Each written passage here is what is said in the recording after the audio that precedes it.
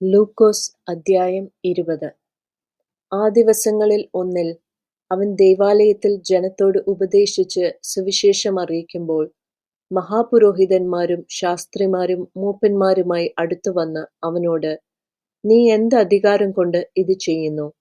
ഈ അധികാരം നിനക്ക് തന്നത് ആർ? ഞങ്ങളോട് പറക എന്ന് പറഞ്ഞു.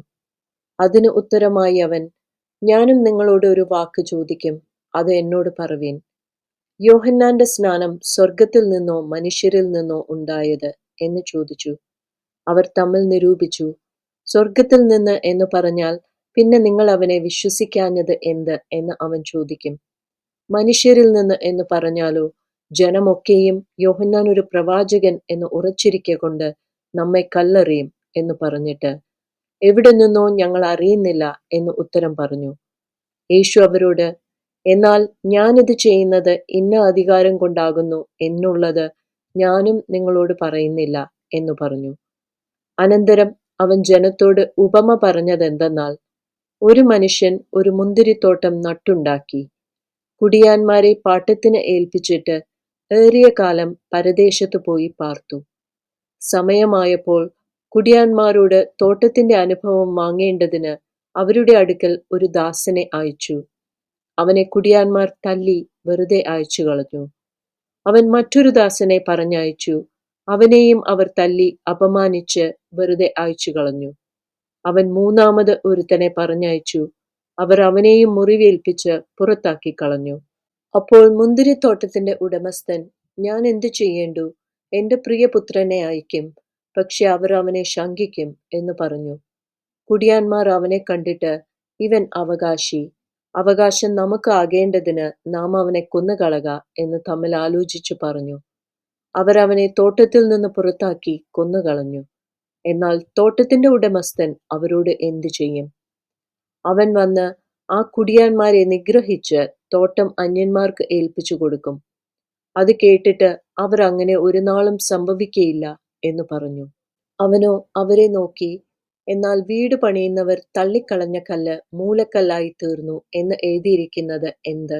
ആ കല്ലിന്മേൽ വീഴുന്ന ഏവനും തകർന്നു പോകും. അത് ആരുടെ മേലെങ്കിലും വീണാൽ അവനെ ധൂളിപ്പിക്കും എന്ന് പറഞ്ഞു. ഈ ഉപമ തങ്ങളെക്കുറിച്ച് പറഞ്ഞു എന്ന് ശാസ്ത്രിമാരും മഹാപുരോഹിതന്മാരും ഗ്രഹിച്ചിട്ട് ആ നാഴികയിൽ തന്നെ അവന്റെ മേൽ കൈവെപ്പാൻ നോക്കി, എങ്കിലും ജനത്തെ ഭയപ്പെട്ടു. പിന്നെ അവർ അവനെ നാടുവാഴിയുടെ അധീനതയിലും അധികാരത്തിലും ഏൽപ്പിപ്പാൻ തക്കവണ്ണം അവനെ വാക്കിൽ പിടിക്കേണ്ടതിന് തക്കം നോക്കി നീതിമാന്മാർ എന്ന് നടിക്കുന്ന ഒറ്റുകാരെ അയച്ചു. അവർ അവനോട്, ഗുരു, നീ നേർ പറഞ്ഞു ഉപദേശിക്കുകയും മുഖപക്ഷം നോക്കാതെ ദൈവത്തിന്റെ വഴി യഥാർത്ഥമായി പഠിപ്പിക്കുകയും ചെയ്യുന്നു എന്ന് ഞങ്ങൾ അറിയുന്നു. നാം കൈസർക്ക് കരം കൊടുക്കുന്നത് വിഹിതമോ അല്ലയോ എന്ന് ചോദിച്ചു. അവരുടെ ഉപായം ഗ്രഹിച്ചിട്ട് അവൻ അവരോട്, ഒരു വെള്ളിക്കാശ് കാണിപ്പിൻ.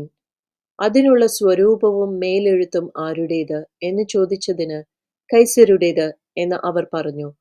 എന്നാൽ കൈസർക്കുള്ളത് കൈസർക്കും ദൈവത്തിനുള്ളത് ദൈവത്തിനും കൊടുപ്പിൻ എന്ന് അവൻ അവരോട് പറഞ്ഞു.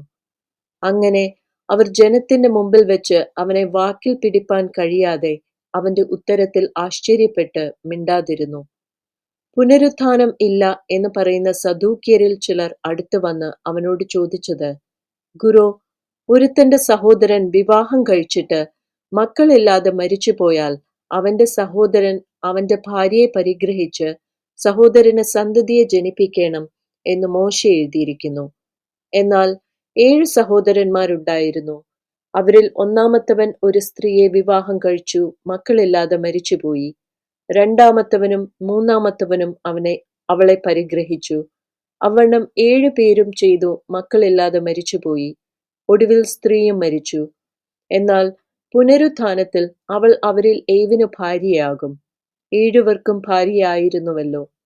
അതിന് യേശു ഉത്തരം പറഞ്ഞത്, ഈ ലോകത്തിന്റെ മക്കൾ വിവാഹം കഴിക്കുകയും വിവാഹത്തിനു കൊടുക്കുകയും ചെയ്യുന്നു. എങ്കിലും ആ ലോകത്തിനും മരിച്ചവരിൽ നിന്നുള്ള പുനരുത്ഥാനത്തിനും യോഗ്യരായവർ വിവാഹം കഴിക്കുകയുമില്ല, വിവാഹത്തിനു കൊടുക്കപ്പെടുകയുമില്ല.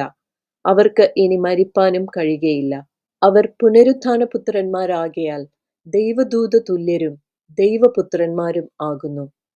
മരിച്ചവർ ഉയർത്തെഴുന്നേൽക്കുന്നു എന്നതോ മോശയും മുൾപടർപ്പ് ഭാഗത്ത് കർത്താവിനെ അബ്രഹാമിന്റെ ദൈവവും ഇസഹാക്കിന്റെ ദൈവവും യാക്കോബിന്റെ ദൈവവും എന്ന് പറയുന്നതിനാൽ സൂചിപ്പിച്ചിരിക്കുന്നു.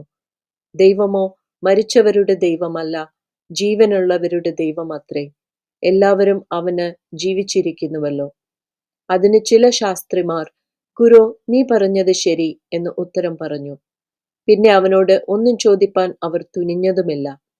എന്നാൽ അവൻ അവരോട്, ക്രിസ്തു ദാവീദിന്റെ പുത്രൻ എന്ന് പറയുന്നത് എങ്ങനെ? കർത്താവ് എന്റെ കർത്താവിനോട്, ഞാൻ നിന്റെ ശത്രുക്കളെ നിന്റെ പാദപീഠമാക്കുവോളം എന്റെ വലതുഭാഗത്തിരിക്ക എന്ന് അരുളി ചെയ്തു എന്ന് സങ്കീർത്തന പുസ്തകത്തിൽ ദാവീദ് തന്നെ പറയുന്നുവല്ലോ. ദാവീദ് അവനെ കർത്താവ് എന്ന് വിളിക്കുന്നു. പിന്നെ അവന്റെ പുത്രനാകുന്നത് എങ്ങനെ എന്ന് ചോദിച്ചു.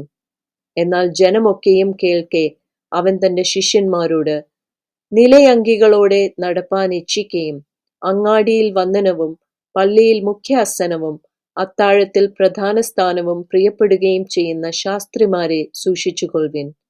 അവർ വിധവമാരുടെ വീടുകളെ വിഴുങ്ങുകയും ഉപായരൂപേണ ദീർഘമായി പ്രാർത്ഥിക്കുകയും ചെയ്യുന്നു.